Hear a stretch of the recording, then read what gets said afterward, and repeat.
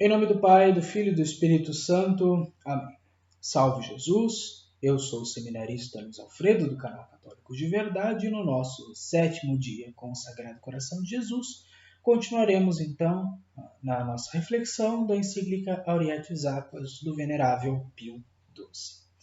No número 15, diz o Santo Padre: não nos deve, pois, causar estranheza que Moisés e os profetas, aos quais o doutor Angélico chama com razão os maiorais do povo eleito, compreendendo bem que o fundamento de toda a lei se baseava neste mandamento do amor, descrevessem as relações todas existentes entre Deus e a sua nação, recorrendo às semelhanças tiradas do amor recíproco entre pais e filhos, ou do amor dos esposos.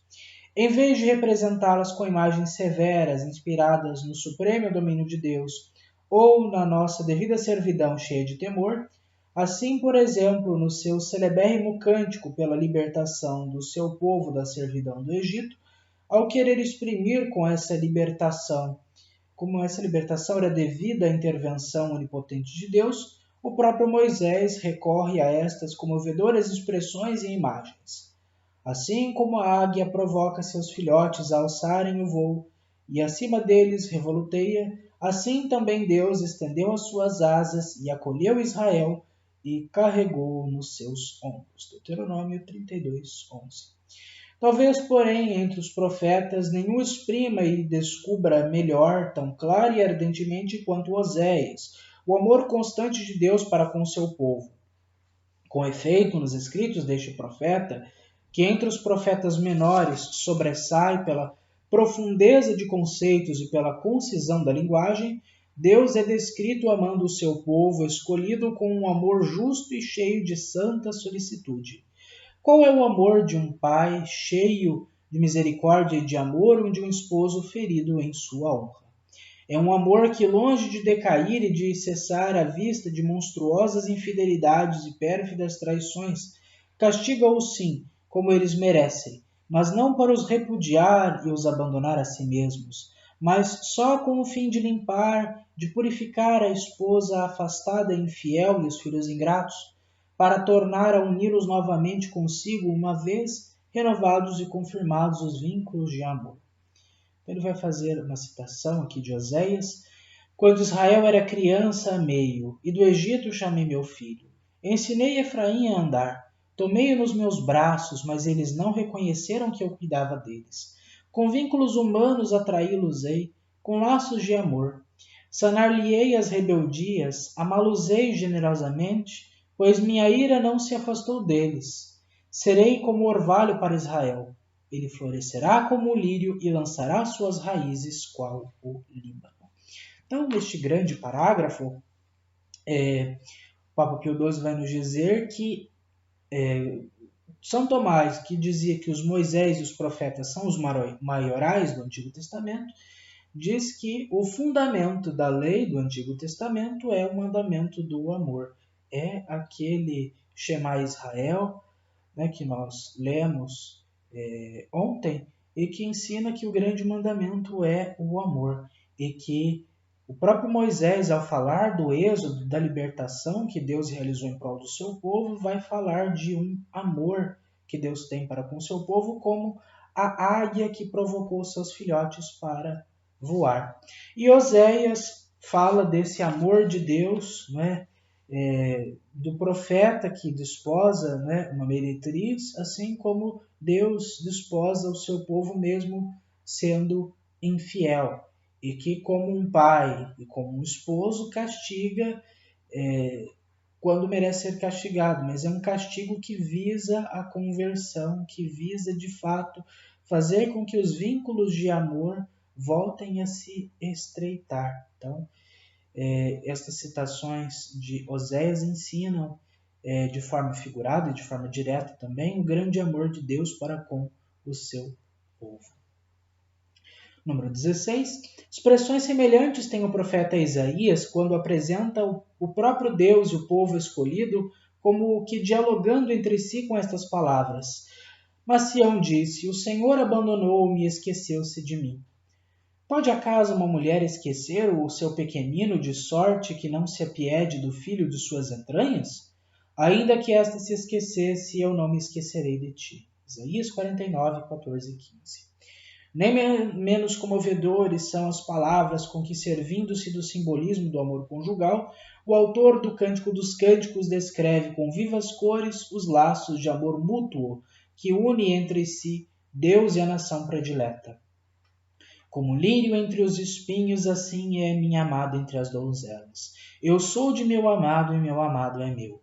O que se apacenta entre os lírios. Põe-me como selo sobre o teu coração, como selo sobre o teu braço, pois forte como a morte é o amor, duros como o inferno os ciúmes, seus ardores são ardores de fogo e de chamas. Então vejam que belas citações do profeta Isaías, do Deutero Isaías, que mostra que o amor de Deus é maior do que o amor de uma mãe pelo seu filho que amamenta. Mesmo se uma mãe se esquecesse do seu filho pequeno, Deus não se esqueceria do seu povo Israel. E o Cântico dos Cânticos que mostra esta relação de amor de Deus para com o seu povo, com figuras até eróticas, com figuras bem apaixonadas, bem incandescentes, que mostram esse amor apaixonado, forte como a morte, como diz o Cântico dos Cânticos, é o amor infinito de Deus para com o seu povo, para com o gênero humano. E no número 17, com todo esse amor terníssimo, indulgente, longânime, mesmo quando se indigna pelas repetidas infidelidades do povo de Israel, Deus nunca chega a repudiá-lo definitivamente. Mostra-se sim veemente e sublime, mas contudo em substância isso não passa do prelúdio daquela inflamadíssima caridade que o Redentor prometido havia de mostrar a todos com o seu amantíssimo coração, e que ia ser o modelo do nosso amor e a pedra angular da nova aliança, porque, em verdade, só aquele que é o unigênito do Pai, o Verbo feito carne, cheio de graça e de verdade, tendo descido até os homens oprimidos de inúmeros pecados e misérias, podia fazer brotar da sua natureza humana, unida hipostaticamente à sua pessoa divina, um manancial de água viva, que regasse copiosamente a terra árida da humanidade, transformando-a em florido e fértil jardim. E essa obra admirável que o amor misericordioso e eterno de Deus devia realizar, de certo modo já parece prenunciá-la o profeta Jeremias com estas palavras: Amei-te com amor eterno, por isso atraí-te a mim cheio de misericórdia. Eis vem dias, afirma o Senhor, em que pactuarei com a casa de Israel e com a casa de Judá uma aliança nova. Este será o pacto que eu concertarei com a casa de Israel depois daqueles dias, declara o Senhor. Porei minha lei no interior dele e escrevê-la-ei no seu coração, e serei o seu Deus e ele será o meu povo, porque perdoarei a sua culpa e não mais me lembrarei dos seus pecados. Jeremias, capítulo 31, versículos 3 e versículos 31, 33 a 34. Bom, então, trazendo esta figura de Deus que ama o seu povo com um coração cheio de amor e que só Jesus realmente, o Verbo do Pai, o Filho unigênito, Deus encarnado, pode de fato realizar, o Papa Pio XII diz: parece que Jeremias já previu esta nova aliança de amor que Jesus iria fazer, quando no capítulo 31 fala de uma nova aliança, falando que a aliança antiga já havia, de certa forma, cumprido o seu papel e que agora Deus vai fazer uma nova aliança, vai colocar a lei no coração e irá restaurar o seu povo. Lembrando que Jeremias está falando no contexto da queda do Reino do Sul, da destruição de Jerusalém no ano 586, da deportação do povo, do cativeiro da Babilônia, e está profetizando o retorno do cativeiro da Babilônia, que aconteceu no ano 538 a.C., e da reconstrução de Israel.